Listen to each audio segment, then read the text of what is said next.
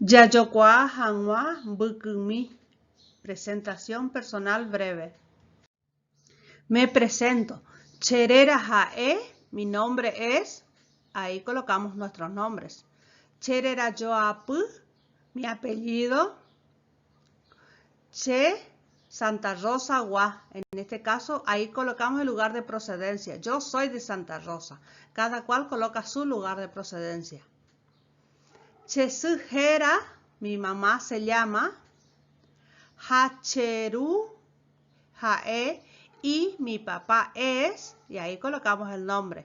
Chañemoarandú, yo estudio para, en este caso, Chañemoarandú Boejarana. Yo estudié para ser docente. Ustedes dirán, Chañemoarandú Policiana. Yo estudio para ser policía. Chañemoarandú enfermerona. Yo estudio para ser enfermero. Acá y abajo tenemos un pequeño glosario. Rera es nombre.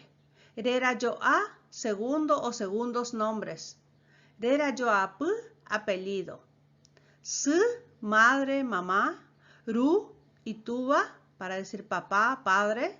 Ñemo arandú, estudiar, aprender. Ra es una partícula sufija utilizada para indicar para. Policiana, enfermerona. Boijarana. Si no tengo papá o mamá, digo darekoy, no tengo. O mano murió. O caña se perdió. Ojo se fue. Espero les resulte útil este trabajito.